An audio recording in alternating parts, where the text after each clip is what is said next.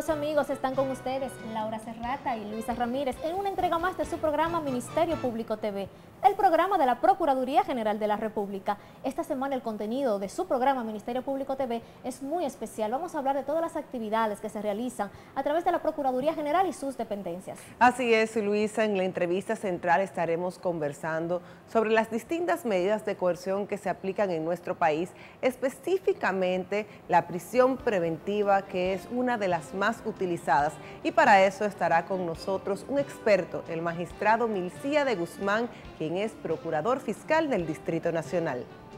Así también, Laura, vamos a tener nuestra acostumbrada sección Psicología y Derecho con Gloriana Montaz.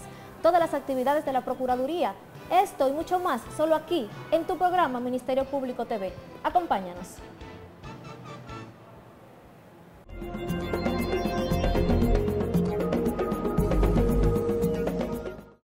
La mujer merece honra y respeto.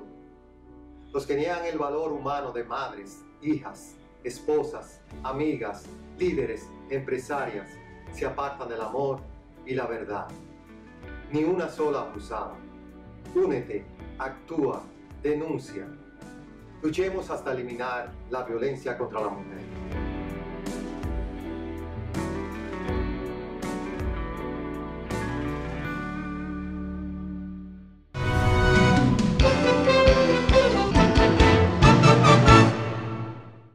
Estamos de vuelta en su programa Ministerio Público TV. Nos encontramos ahora con Gloriana Montaz en la sección Psicología y Derecho. Gloriana, como siempre es un placer tenerte con nosotros. ¿Cómo te sientes? Todo bien, muchísimas gracias. Qué bueno, Gloriana. Bueno, te hemos convocado en este programa para hablar de un tema que conocemos, que es el diario vivir de los dominicanos. Cerramos el 2017 con feminicidios y abrimos el año 2018 con feminicidios. Pero lo que, aparte de lo que está pasando con las mujeres dominicanas, otro tema que nos llama mucho a preocupar o a preocupación es el tema de la cantidad de niños que quedan en la orfandad por los crímenes de feminicidios. Y en estos casos también podemos ver que los padres también después deciden quitarse la vida y quedan huérfanos de ambas partes. ¿Cómo entiendes tú, Gloriana, que la sociedad dominicana en general, quiero iniciar la entrevista contigo así, debe manejar este tema? Esta es una problemática que la hemos hablado en otras ocasiones, pero yo entiendo que vale la pena siempre revisitarla y vamos a decir que no dejar que se salga de ese sentir colectivo, de que esto está pasando, de que esto está aquí, de que esto afecta estas generaciones y las futuras generaciones, porque estos niños que quedan víctimas de estos procesos, ¿no?, de estos feminicidios, pues se integran o siguen integrados en la sociedad, pero siguen integrados con una problemática muy grande, de seguro con muchísimos traumas que van a llevar hacia adelante en sus vidas y que van a afectar a otras personas y se van a multiplicar entonces en la sociedad.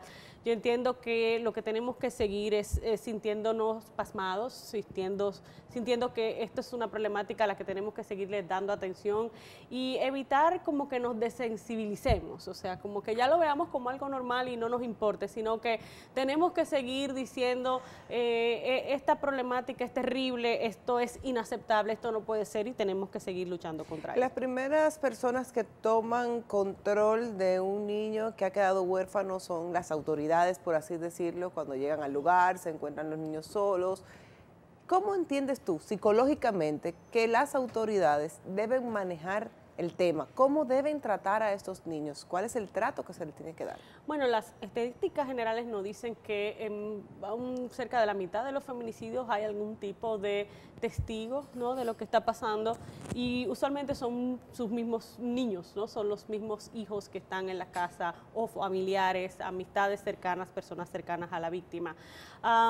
Y bueno, siendo esto así, pues el tema de la delicadeza con la que se tiene que trabajar una vez nos encontramos con esta situación implica el que contabilicemos, en que hagamos visible que estos chicos existen y que podamos entonces hacer una remisión o un referimiento adecuado hacia los servicios que van a dar ayuda a estos chicos y a estas familias que luego se quedan atendiendo a estos niños.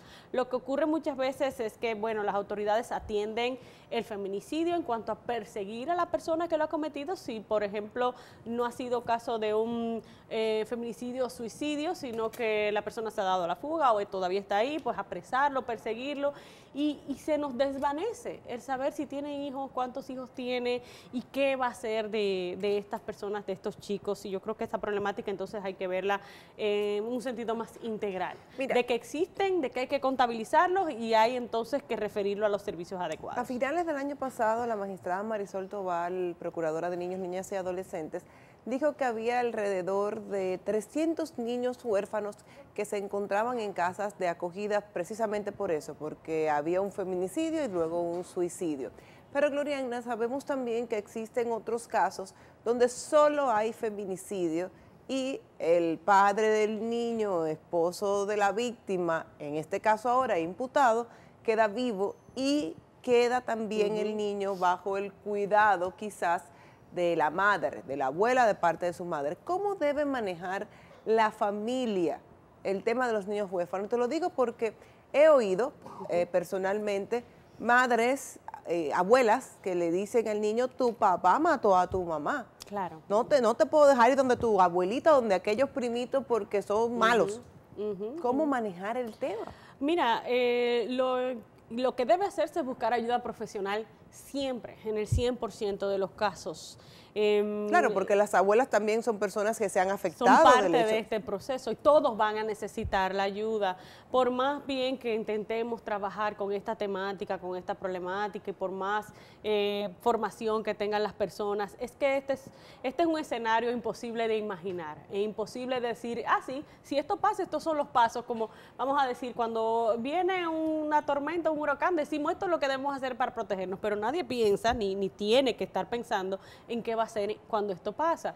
Imagínate que estos chicos han perdido a su madre y esto es algo terrible, además de haberla perdido no solo repentinamente, sino en un hecho violento, y que entonces es mi padre quien ha cometido este hecho contra mi madre, o sea que he perdido ambas partes, ambos muros de contención, vamos a decirlo así, ambas partes de mi mundo las he perdido, y además guardo unos sentimientos muy encontrados contra mi padre, que me puedo sentir pues que airado y terrible porque hizo esto, pero al mismo tiempo estos chicos que si son testigos, por ejemplo, se les pide testificar en contra de su padre, por ejemplo, este sentimiento de culpa, de bueno, está bien, ya me quedé sin mi mamá y ahora voy a mandar a mi papá a prisión y va a ser culpa mía, y esta familia lo dice, ¿no? Es una cosa terrible, imposible de manejar desde dentro de ese vórtice, sino que tiene que haber una ayuda por fuera que se busque para saber cómo vamos a comenzar a matizar y a minimizar todos los daños que están ahí, porque no vamos a ignorar que ese daño existe, sino cómo vamos a lidiar adecuadamente con el daño que se viene a consecuencia y como secuela de esas cosas que ocurrieron. Yo he oído, y no sé si es así, eso no lo vas a explicar tú como psicóloga, que a los niños siempre hay que decirles la verdad sin importar cuáles son las consecuencias de esa verdad. Si eres hijo de un asesino, bueno, vamos a decírtelo de una forma correcta, pero tienes que saber de quién eres hijo. En el caso de tutores, padres de acogida, de niños que han quedado huérfanos de padre y madre, ¿entiendes tú? Y hay casos, y sabemos que hay casos, donde los huérfanos son menores incluso hasta de 3 años, quizás puedan borrar puedan borrar este pasado en su corta vida.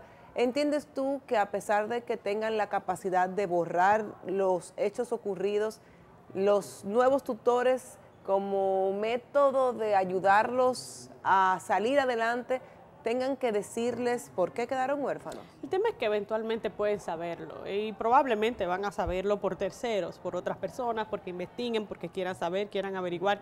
Y un hecho como ese en una población como la nuestra, en una cultura como la nuestra, es algo que la gente maneja y habla y por mucho tiempo se sabe, ese es el hijo de no sé quién, cuando pasó tal cosa. Yo creo que es imposible de evitar que eventualmente las personas se enteren, y creo que de hecho mejor que lo haga una persona que te ama, una persona de confianza, una persona en la que tú confías para escuchar lo que te vaya a decir. Que va a tratar de ir los sentimientos lo menos posible. Claro, pero con ayuda. Claro. Para el saber el cómo decirlo, qué palabras utilizar, de qué edad estamos hablando, de qué capacidad intelectual estamos hablando. Entonces, ¿cómo podemos hacerlo y qué tipo de apoyo vamos a necesitar ante, por ejemplo, una revelación?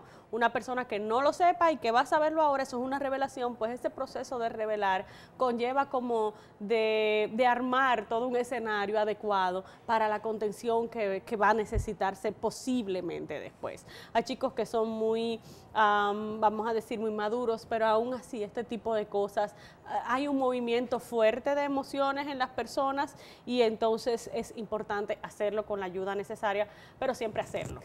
Y agregando a tu comentario, Gloriana, desde mi punto de vista, creo que no solamente para saber cómo decirle a ese niño huérfano por qué ha quedado huérfano, qué pasó con sus padres, sino para que podamos contribuir a una mejor sociedad, porque tenemos que tomar en cuenta que ellos son los niños hoy.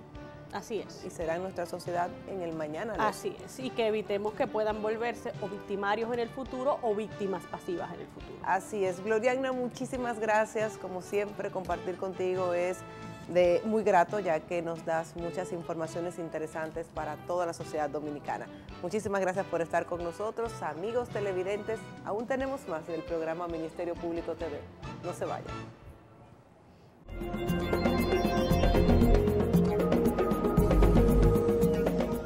Tenemos como sociedad que rebasar la violencia contra la mujer, todos juntos, empezando por la educación y el deporte de las generaciones que nos siguen. Nosotros como juventud no podemos dejar pasar por alto las agresiones, nunca. Si las mujeres dominicanas no se sienten protegidas, nosotros como sociedad estamos perdidos. Ni una sola abusada. Únete, actúa, denuncia.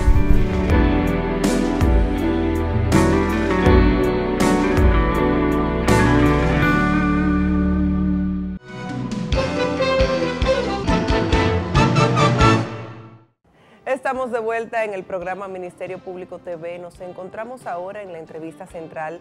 Nos acompaña el magistrado Milcía de Guzmán, quien es procurador fiscal del Distrito Nacional, adscrito a la Unidad de Investigación de Criminalidad Organizada del Distrito Nacional. Para Luis y para mí es un placer tenerlo con nosotros. El honor es nuestro, de verdad que sí. Magistrado, nosotros queremos hablar de un tema muy importante para la sociedad y que ha sido muy comentado en los medios de comunicación e inclusive por la sociedad dominicana. Sabemos que existen distintas medidas de coerción que establece nuestro Código Penal dominicano para garantizar que una persona que está siendo investigada por un delito se presente a la audiencia. Sin embargo, podemos ver que la medida de coerción más utilizada es la de prisión preventiva, cuando el propio código prevé cuáles son las condiciones que deben existir para que esa medida de coerción, prisión preventiva, se aplique a dicho imputado. Queremos investigar y saber el porqué de usted, que tiene amplio manejo de este tema, por qué se ha visto el fiscal en la necesidad de utilizar esta medida de coerción con más frecuencia que con las otras. Pero quisiera, magistrado, que usted nos explicara o iniciáramos esta entrevista hablándonos de cuáles son las medidas de coerción que establece el Código. Bien, reiterarle de antemano el agradecimiento eterno a ustedes por considerar que nosotros podemos opinar en este tema. En lo personal no nos creemos autorizados mucho en ningún tema, pero podemos aportar lo poco que la experiencia nos ha obligado a aprender. Primero que todo, me gustaría dejar claro qué es una medida de coerción para que la población general entienda de qué se trata.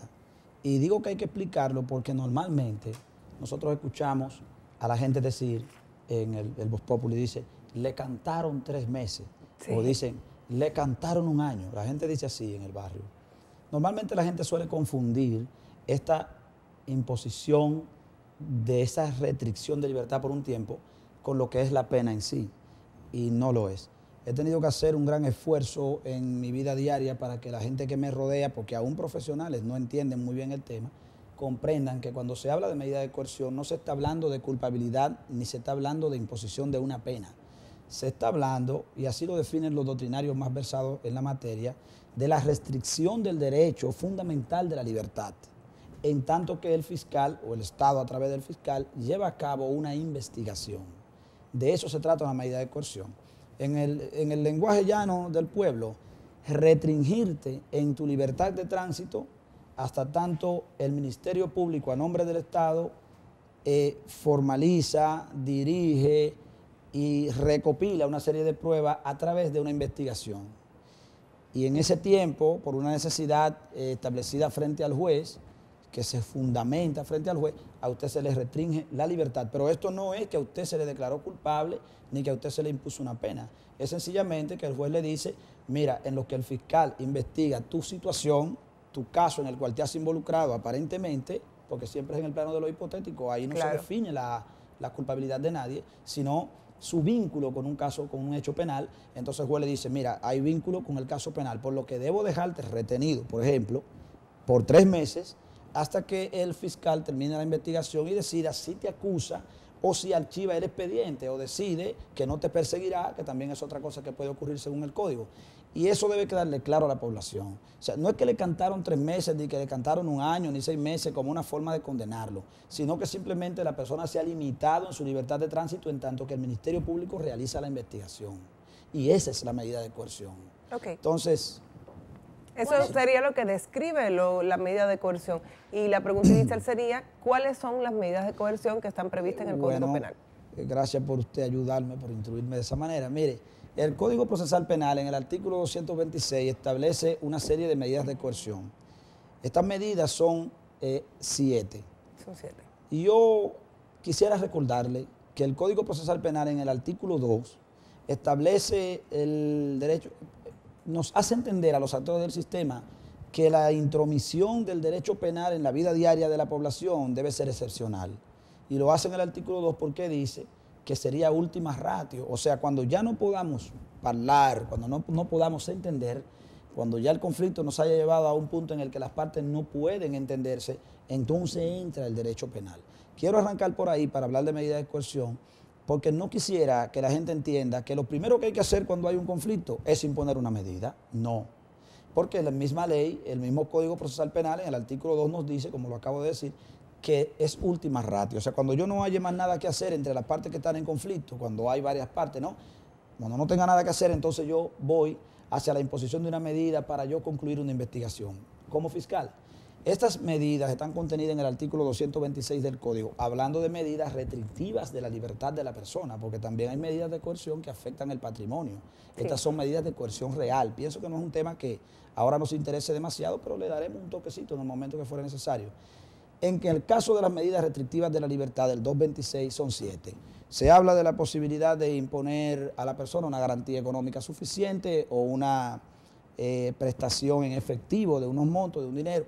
Esto es muy sencillo de entender. Esto es que el juez le dice a la persona, mira, para poder continuar en libertad tranquilamente, dale al Estado una garantía económica que te sujete al proceso. En otras palabras, si yo por involucrarme en un caso en el que sé que no he hecho nada, que soy inocente, tengo que pagar 500,000 pesos o 1 millón de pesos para estar en libertad en lo que se realiza la investigación, entonces yo presto esa garantía económica y evidentemente tengo un interés de que el caso se dilucide y de que llegue al final, porque llegado al final, si no se me prueba que he cometido un delito, a mí hay que devolverme mis valores.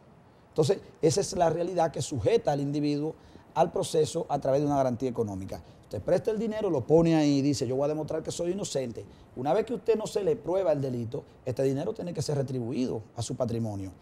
Es una forma de que el pueblo entienda por qué la garantía económica surte un efecto que ata a la persona al proceso. Otra manera de fallar por parte de un juez en la imposición de una medida de cara al 226, del artículo 226 del Código, es el impedimento de salida del país sin autorización previa.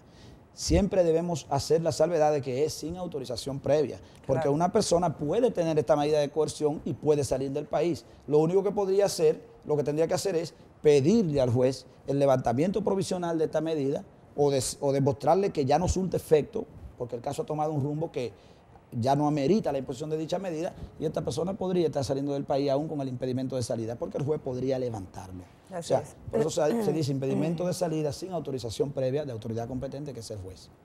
Por otro lado, otra medida que se puede imponer es la visita periódica ante la autoridad que está investigando el proceso o ante el juez que fija dicha medida. Normalmente los jueces ponen a que la persona se presente por ante el Ministerio Público, firman un libro para dar constancia de que están presentándose, una forma de decirle, no me voy a evadir del proceso, tú me quieres aquí cada mes yo estoy aquí, claro, o me quieres cada lunes estoy aquí, de cada semana, en fin, esa es otra medida. Otra medida que puede imponer el Código es la libertad asistida, yo le llamo así, pero es la libertad cuando una persona es puesta en libertad, pero bajo la supervisión de otra persona o de una institución. Ahí sí quiero hacer una pequeña acotación. Nunca he estado muy de acuerdo con esa medida de coerción. Yo le llamo a esa medida de coerción el unicornio jurídico. Le llamo así porque entiendo que el unicornio es un animal mitológico que se menciona mucho en los libros, pero nadie ha encontrado un fósil de un caballo alado con cuernos, ¿no? Entonces, para mí no existe. Y yo digo que esta medida está en el Código, pero es inexistente porque no tiene una consecuencia legal establecida. Y como en el derecho penal la persecución es in persona, o sea, es directa, si alguien está sometido a mi vigilancia y yo lo dejo escapar, ¿cuáles son las consecuencias que se pueden deducir contra mí? Ninguna. Y como eso es así, nunca he votado en un tribunal por la posibilidad de imponer esta medida de coerción, porque no tiene consecuencia legal sobre la parte que se responsabiliza para la presentación de la persona. Otra medida de coerción que se puede imponer en los tribunales de cara al 226 es la prisión domiciliaria. Una persona puede ser retenida dentro de su propio domicilio o en el domicilio que elija. Esta medida tiene muchos bemoles porque implica un gran gasto económico para el Estado. Yo creo que se puede mejorar mucho más la ley en ese sentido, porque las personas que pudieran disfrutar de esta medida también tendrían la obligación de autosostenerse y, vamos a decir, solventar ellos su propia vigilancia. No me lo estoy inventando, así se hace en los Estados Unidos de América, así se hace en Europa y en otros países de América con un sistema un poquito más estructurado. La persona está en prisión domiciliaria, pero él mismo se solventa. La última medida otra medida que se puede imponer, aparte de la que vamos a mencionar al final, que es la que no le gusta a ningún imputado, es la colocación de un dispositivo electrónico, que es lo mismo que un GPS, es el sistema de Global Positioning System, por sus siglas en inglés, que no es más que la geolocalización de una persona en cualquier punto del globo terráqueo.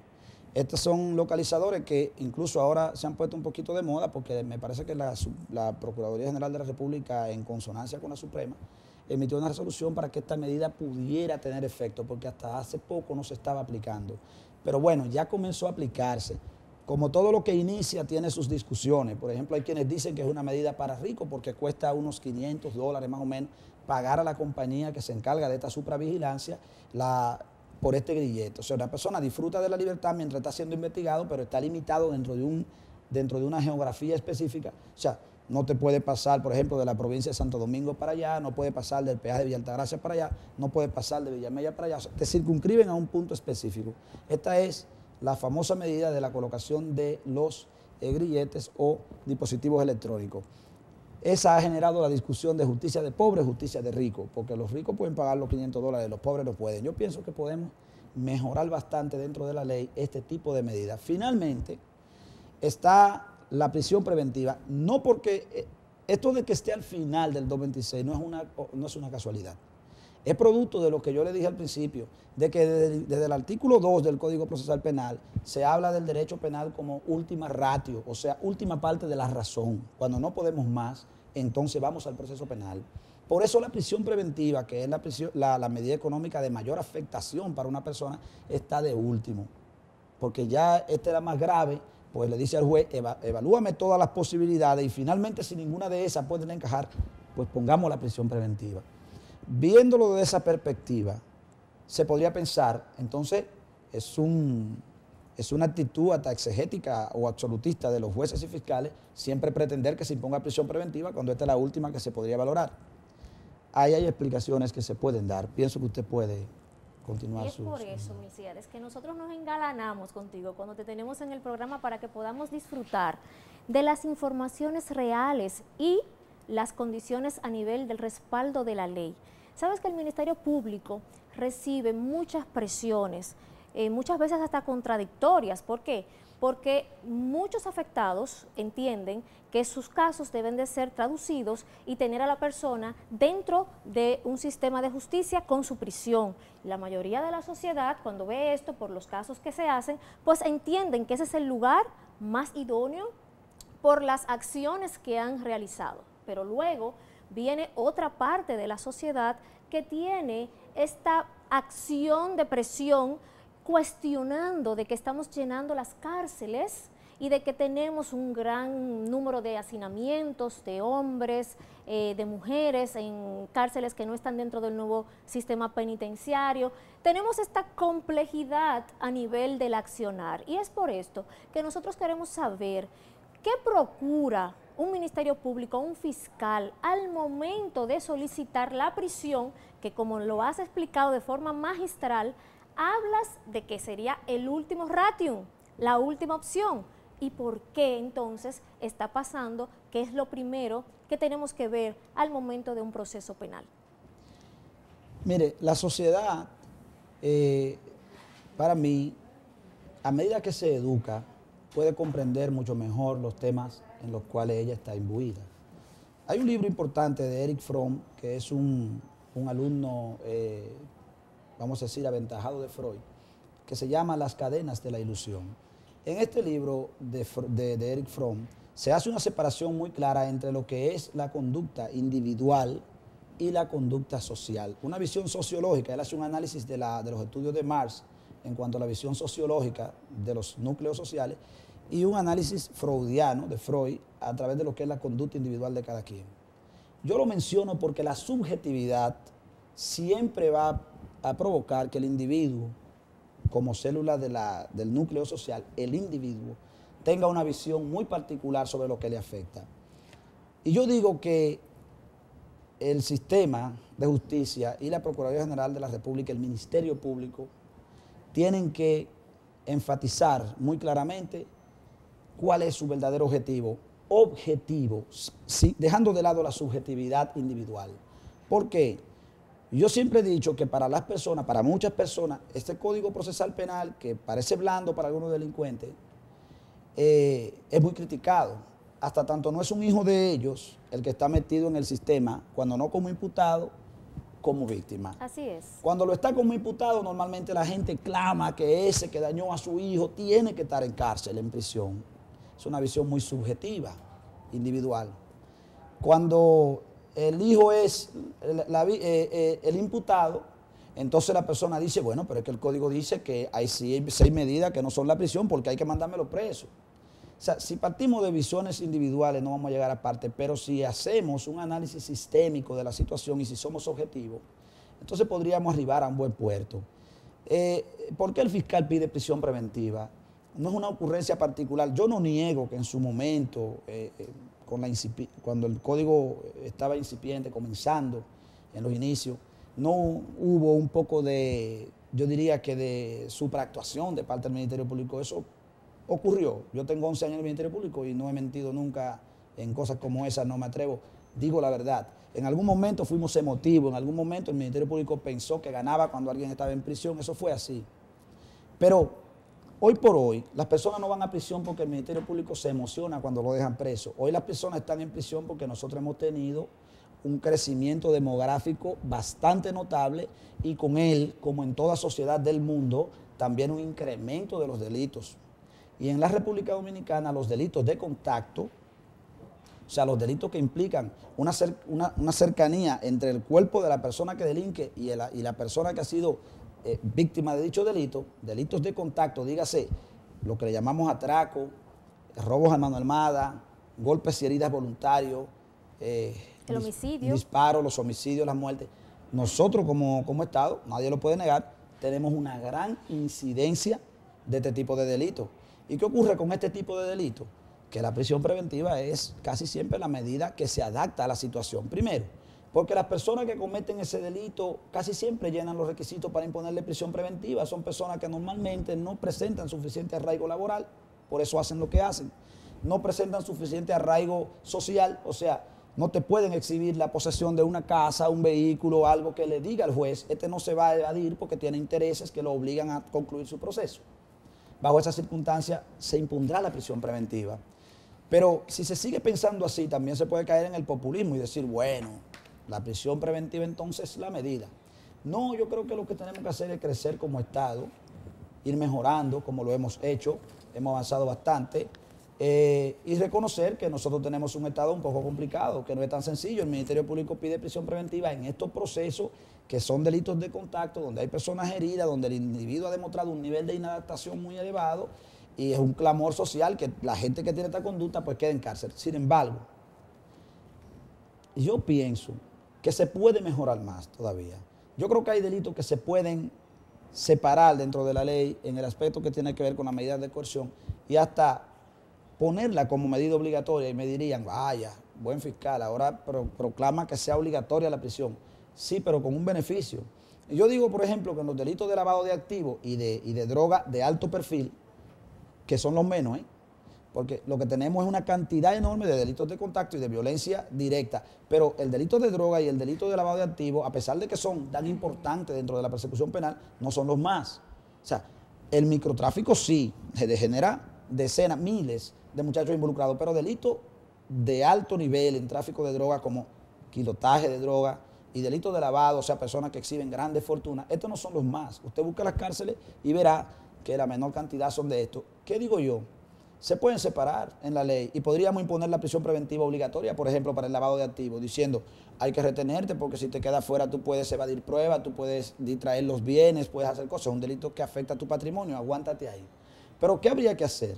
Darle al Ministerio Público 3 meses exclusivos para que lleve a cabo su acto conclusivo y automáticamente poner en libertad al imputado si no concluye su investigación. O sea, yo predico la posibilidad de separar esos delitos que son un poco más importantes en la persecución penal y ponerle prisión preventiva obligatoria, pero con el beneficio de que si el Ministerio Público no termina en un tiempo adecuado en la ley, pues entonces como resultado automático la libertad del individuo. Yo lo digo que puede ser en el delito de lavado y en el de droga, esa puede ser una solución. Milcíades, tú decías que muchas veces estas personas o imputados no cuentan con el arraigo para que se le ponga otro tipo de medida de coerción. Sin embargo, desde tu punto de vista, ¿el sistema de justicia dominicano cuenta con las garantías necesarias para que se puedan imponer otro tipo de medidas de coerción tales como presentación periódica o garantía económica? El Estado dominicano es un Estado que está en un empuje total. O sea, nosotros a veces somos un poco pesimistas como sociedad y decimos, este país, pero cuando visitamos otros, como Guatemala, como El Salvador, como Honduras, como Nicaragua, cuando visitamos Venezuela, cuando visitamos una serie de países, me dirían, bueno, ¿por qué deja Chile, Argentina afuera? Yo creo que tenemos que compararnos estrictamente con aquellos países cuya economía se parece a la nuestra, claro, ¿no? Y ahí es donde tenemos que quedarnos para saber si estamos bien o estamos mal. En República Dominicana no estamos tan mal, porque nosotros incluso somos ejemplos a seguir por países como Guatemala, Perú, Honduras, Salvador, todos. Nuestro sistema penitenciario, por ejemplo, ha sido puesto como ejemplo para estos países. E incluso nuestra escuela de formación penitenciaria ha sido utilizada por estos países para la formación de sus agentes penitenciarios. Parece que no estamos tan mal. Yo creo que también hay un poco de exacerbación en quienes creen que la cantidad de presos preventivos significa que estamos fracasados. No, no es verdad. Lo que tenemos, como le digo, es una gran incidencia de delitos de contacto que van a provocar la prisión preventiva. Porque, ¿y qué hacemos con un individuo que toma un arma para disparar? Podríamos decir nosotros en este momento, un ejemplo que quizás no sea el mejor, pero en Europa, en Cataluña, se suscitó un conflicto de Estado y allí hay individuos que reúnen todas las condiciones del mundo desde el punto de vista económico para estar en libertad y están en prisión preventiva. Como es el caso del señor Junquera, como es el caso del señor... Bueno, Puigdemont no lo está porque está en Bélgica, pero los que se quedaron en España están en prisión preventiva. Entonces parece que aún en los países avanzados, donde todas las cosas están bien estructuradas, la prisión preventiva funciona, Ahora, lo que no podemos es convertir la prisión preventiva en una pena anticipada, porque ahí es donde nosotros no podemos estar de acuerdo. Yo sé que hay defensores públicos y abogados que me ven y dirán, bueno, eso tú lo dices ahí, pero en estrado tú aprietas y aprietas hasta que el tipo se queda preso. Yo le digo, bueno, el problema es que tampoco un individuo se le puede dar el beneficio de que a través de incidentes que alargan el proceso, él logre demostrar que el mismo es largo y lo pongan en libertad, porque la misma Suprema Corte de Justicia en su momento lo ha dicho, no se pueden prevalecer de su propia falta. Y la tendencia de los abogados penalistas normalmente es que, bueno, como la prisión vence al año, hay que ponerlo en libertad, entonces incidentan.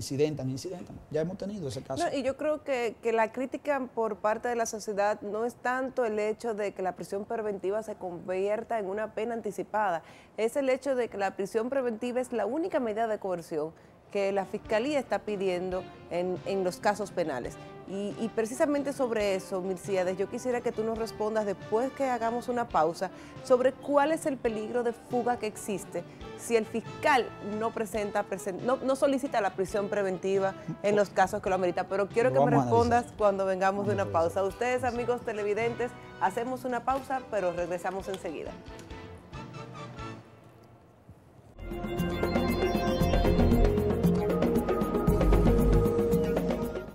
Considero un gran privilegio representar a la mujer dominicana ante el mundo, todo lo que somos para nuestras familias, comunidades y profesiones. Es con esa fortaleza que avanza la sociedad para alcanzar el futuro de nuestro país. Y con una mujer que cae en un feminicidio, caemos todos como nación.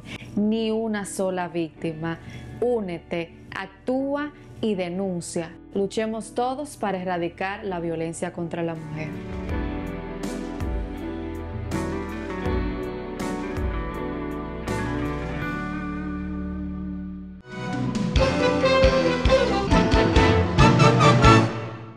Estamos de vuelta en la entrevista central de su programa Ministerio Público TV. Les recordamos que estamos conversando con el magistrado Milcíades Guzmán, procurador fiscal del Distrito Nacional, adscrito a la Unidad de Investigación de Criminalidad Organizada.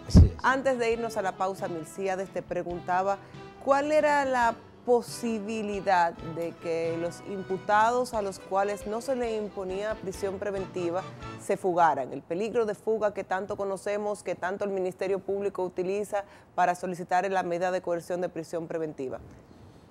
Fíjate, hay realidades dentro del sistema que la gente hacia afuera no la suele manejar. Si hacemos un análisis de la cantidad de personas que tenemos en rebeldía, por ejemplo, cosa que hemos estado trabajando arduamente dentro del Ministerio Público para corregir y que lo hemos logrado, hemos bajado sustancialmente la cantidad de personas que se han desligado de los procesos, lo hemos vuelto a vincular y se le ha dado salida procesal. Pero la gente no maneja mucho ese hecho, el hecho de que una cantidad enorme de personas se encuentran en libertad y están sometidas a procesos y no regresan por ahí. Esto mismo también constituye una especie de incentivo para que se entienda que, bueno, pues la que funciona es la prisión preventiva. Porque cuando tú ves un sistema que está atosigado de procesos en lo que cientos, miles de personas en libertad no concurren a las causas a las que son llamados, entonces imagínate, uno mismo dice, pero es que a todo lo que le imponen esas medidas no vuelven, pero en el derecho penal eso no debería aplicarse, porque es personal, cada quien, no importa cómo se haya comportado, no puede generarme una afectación a mí, que no se sabe cómo voy a comportarme, porque soy un ente particular, ¿no? Entonces, el Estado jamás podrá decir ni admitir que no tiene cómo controlar ni cómo garantizar que las personas que son sometidas al proceso se mantengan ligados a ellos. Porque eso sería entonces decir que nosotros nos hemos dado una ley, nos hemos votado una ley que no se adapta a nuestra situación social. Y evidentemente que no es así, porque la idiosincrasia de un pueblo jamás será obviada al momento de la aprobación de una ley. El asunto es que las personas a las que se le impone una medida de coerción que no es la prisión preventiva, tienen posibilidad de fugarse, claro que sí. Muchas veces, y quisiera que eso quede muy claro, no lo hacen ni siquiera adrede, lo hacen por ignorancia. Porque hay personas que van al proceso, pero por su bajo grado académico, por su poca comprensión del evento en el que se encuentran vinculados, ellos cuando lo sueltan, ¿sabe qué dicen? Muchachos, a mí me descargaron. No, a mí me descargaron. Yo lo he escuchado, óyeme, a gente cercana a mí que, no, pues eso fue en el 2012 y a mí me descargaron. Y yo le digo, no me diga, ¿y en qué? ¿Pero dónde fue? ¿En tal sitio? ¿Y cómo te descargaron? Y me doy cuenta que fue que le dieron una garantía económica y él no volvió jamás.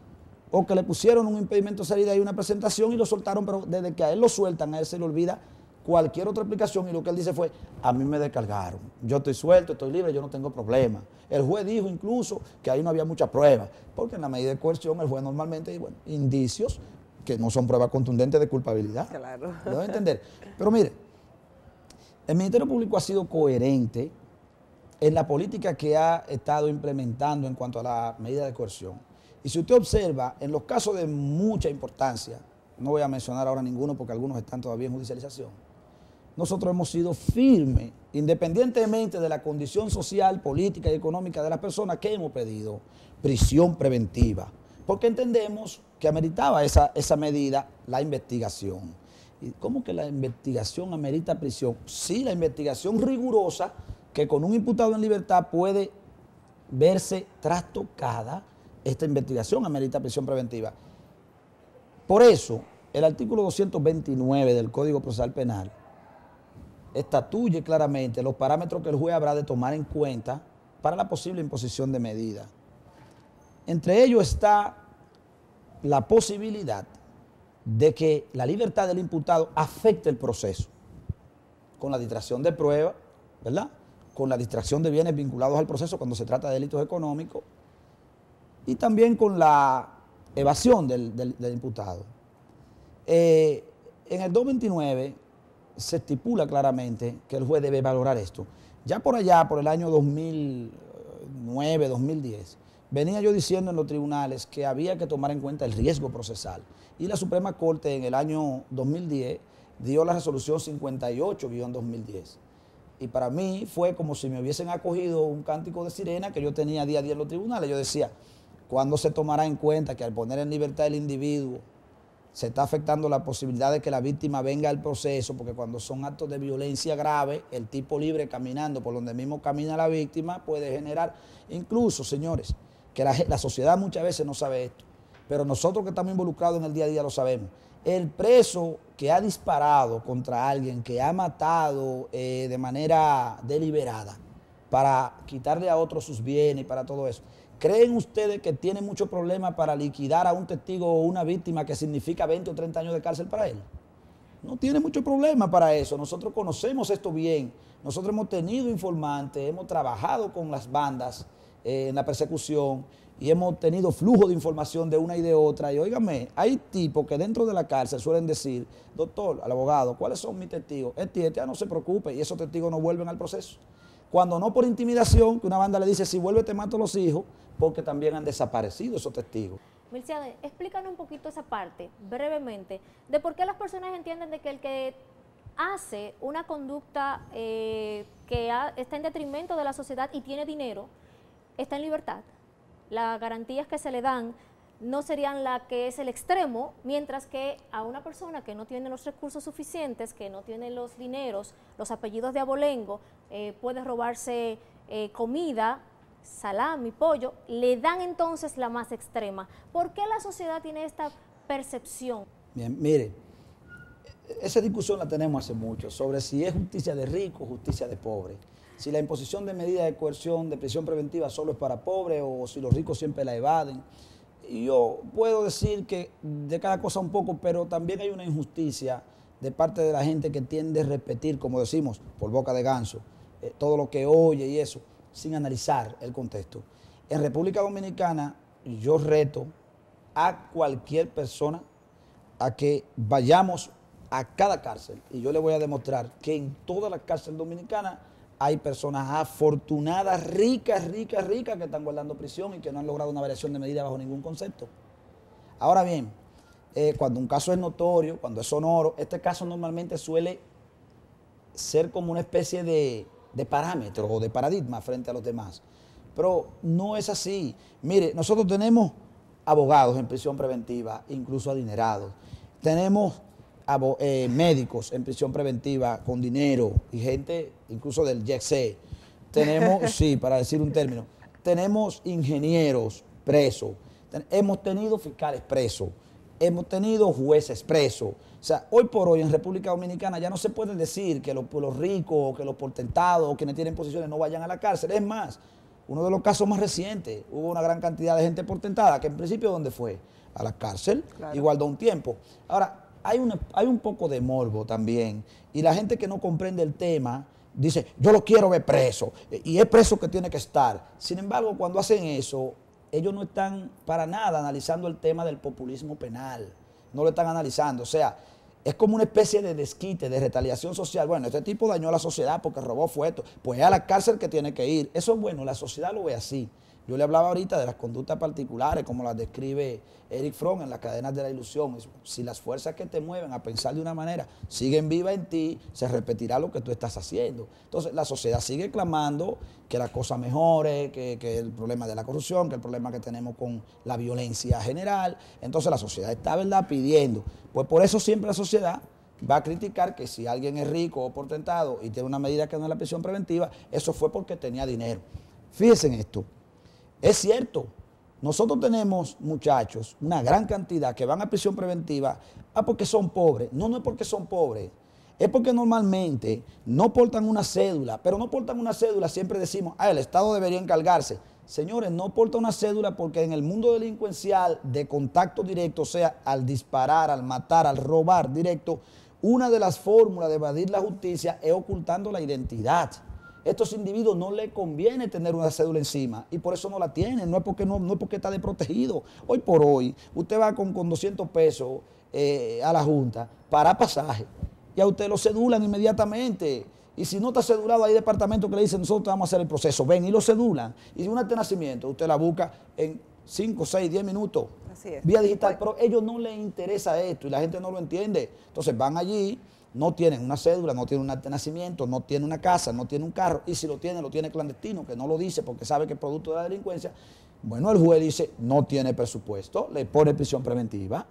Ahora, aun cuando, por ejemplo, al rico, sí tiene presupuesto, presenta casa, presenta todo, pero hay un riesgo procesal que tiene que ver con la posible distracción de la prueba y eso también queda preso. Claro, Milcíades, si el Ministerio Público, los fiscales toman en cuenta al momento de solicitar la prisión preventiva como medida de coerción, que algunas cárceles de nuestro país, ponemos como ejemplo La Victoria, se encuentran congestionadas de presos guardando precisamente prisión preventiva. Mire qué ocurre, el Ministerio Público no debería tomar en cuenta eso al momento de pedir una medida de coerción, porque eso significaría que aunque el delito sea muy, muy grave, entonces como la cárcel está llena, yo debería pedirle una garantía económica. O sea, si lo reflexionamos de esa manera, sería incorrecto, porque cada caso es particular. Y el Ministerio Público lo que sí toma en cuenta cuando pide prisión preventiva es la naturaleza del caso, pero no con la finalidad de convertir la prisión preventiva en una pena anticipada, no, sino de la peligrosidad de fuga deducida de la posible pena a imponer, que es un mandato de la ley también. La ley te dice, toma en cuenta que lo que tú estás persiguiendo podría ser condenado a 20 años, a 30 años de cárcel. Entonces, ¿qué va a pedir el Ministerio Público? Una persona a la cual tú le hables de la posibilidad de imponerle 20 o 30 años de cárcel en una isla rodeada simple y llanamente de agua, donde tradicionalmente no hemos sabido ir a Puerto Rico, a Haití, a Colombia y a todos lados. Hoy con los mecanismos que tenemos, con la alta tecnología que tenemos de lanchas rápidas y todo, una persona se desaparece en tiempo récord y hay mil maneras. Entonces, no es que con esto yo esté diciendo que el Estado no sea el responsable de garantizar la permanencia de una persona en su territorio, pero la migración y la salida de un país no es un problema únicamente nuestro, lo es global. En una isla como esta, una persona que mató, una persona que dio un disparo a otro, una persona que arrebató a una persona y lo arrastró, por ejemplo, para quitarle sus bienes, una persona que ha demostrado, ¿verdad?, esa conducta de inadaptación social, ¿qué medida le va a pedir el Ministerio Público? Que lo dejen en libertad porque tenemos una cárcel llena, claro que no. Recordarle que no es que tenemos hacinamiento en todas las cárceles. Las cárceles del nuevo modelo penitenciario no permiten hacinamiento. En estas cárceles todo está organizado. Por eso le dije que somos modelo latinoamericano y mundial de referencia en el sistema penitenciario dominicano. Ahora, en las cárceles del viejo modelo, de las cárceles tradicionales, pongamos La Victoria, lo que todos conocemos, claro, hay hacinamiento, claro, hay problemas. Sin embargo, hay una cosa que ustedes no saben que yo quisiera comunicarle ahora. Ustedes sabían que hay una actitud de altos delincuentes en el mundo de la droga y del lavado de activos que imploran, que claman, que pagarían lo que sea por ir a La Victoria, con todo el hacinamiento que tenemos. Claro. porque La Victoria es un reflejo del barrio. Eso allí es un lugar donde hay muchísimas posibilidades de hacer y deshacer. Entonces el delincuente en el nuevo modelo, no, en el nuevo modelo usted está restringido, no tiene la posibilidad de estar manejando celulares a lo loco. No le voy a decir que no aparecerá, pero eso no es lo común. ¿Usted entiende? Usted no puede estar el día entero haciendo lo que le parece. Hay un programa dentro del nuevo Está todo modelo. controlado. Usted lo levantan a una hora, lo acuestan a otra hora, come a una hora. Ah, pues mire, a los tipos que no aceptan disciplina, a los hombres extraordinarios, que así le llamó Dostoyevsky. Dostoyevsky en su libro Crimen y Castigo dice que la sociedad se divide entre hombres ordinarios y hombres extraordinarios. Los ordinarios somos los que aceptamos la ley y cumplimos con ella y vivimos en sociedad. Los extraordinarios son los que piensan que la ley no les llega a ellos y que la pueden obviar, que la pueden volar. Mercedes, de eso está llena la cárcel. Qué bueno escucharte. Nosotros queremos que tú nos digas la situación real que vive el Ministerio Público. Los fiscales que saben la situación que se está viviendo durante décadas en cuanto al sistema penitenciario, para que las personas que están ahora mismo en sintonía sepan el sentir del Ministerio Público al momento de que se dé dentro de este proceso. Es difícil para nosotros, muy difícil, porque recibimos mucha presión, pero el Ministerio Público no puede ceder a presiones. El Ministerio Público, como le dije ahorita, debe tener decisiones sistémicas y objetivas, no subjetivas. En lo personal, por ejemplo, alguien puede atacarme por la razón que le parezca, hasta en lo personal, y no debo ni inmutarme, sino tratar de que el trabajo que me corresponde hacer a favor del Estado y de la sociedad dominicana quede bien. En eso debo concentrarme, ¿no? Los fiscales no deben tener temor a la hora de pedir una medida de coerción, sea la libertad como que sea la que fuere, pero tampoco puede el juez temer a la hora de imponerla o no imponerla. O sea, es una responsabilidad compartida. El sistema tiene que mejorar en función de la objetividad sistémica, no de la particularización de cada caso, sino de la objetividad sistémica. El sistema debe ser objetivo. Es lo que pienso yo. ¿Usted entiende? Milcíades, ¿qué le hace falta desde tu punto de vista, y ya para terminar la entrevista, a nuestro país, al sistema de justicia dominicano, a la sociedad dominicana, para que el Ministerio Público pueda solicitar otras medidas de coerción no privativas de libertad y podamos guardar la prisión preventiva para los casos más complejos y que de verdad lo ameriten? Necesitamos cosas tan sencillas como educación real, primero que todo. O sea, formación de las personas, no simplemente sentar niños en la escuela para introducirle datos matemáticos y fechas históricas, no. Niños con formación integral, niños que sepan cuáles son sus derechos, que sepan que, por ejemplo, tocarlos es una violación de su derecho a la integridad física, explicárselo desde que pisan un aula por primera vez, para que de esa manera, porque las personas respetan aquello que conocen y solo conocen aquello para lo cual han sido formados. Nosotros tenemos que enseñarle a nuestros hijos qué es nuestra sociedad. Tenemos que enseñarle a nuestros hijos cuáles son los derechos a los cuales se les debe respetar siempre. El derecho a la integridad física, el derecho a la opinión, la libre expresión. Esas dos cosas para mí, rigurosidad institucional y primero que todo educación, es lo que nos hace falta como sociedad para que se entienda y para que se disminuya realmente el asunto. Porque lo de la prisión preventiva, hay de aquel que piense que se resolverá de golpe y porrazo y en un segundo. No, es un proceso que amerita un quinquenio, que amerita un decenio. Milcíades, para nosotros ha sido un placer haber compartido en este que es tu programa Ministerio Público. Muchas gracias por estar con nosotros. A ustedes, amigos televidentes, continúen con nosotros, que aún hay más de su programa Ministerio Público TV.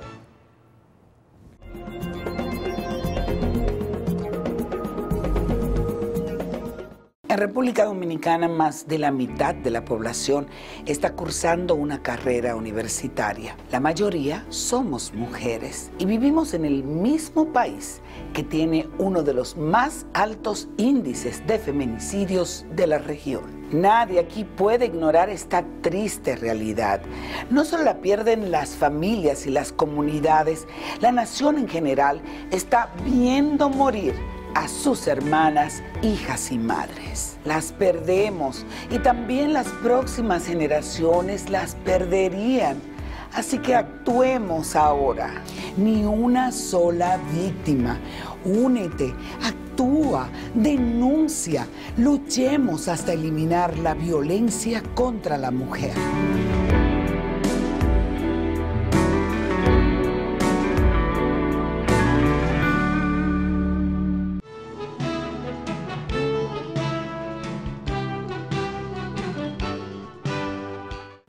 Hasta aquí su programa Ministerio Público TV. Estuvieron con ustedes Luisa Ramírez y Laura Serrata. Muchísimas gracias por acompañarnos y será hasta la próxima semana. Hasta la próxima, amigos.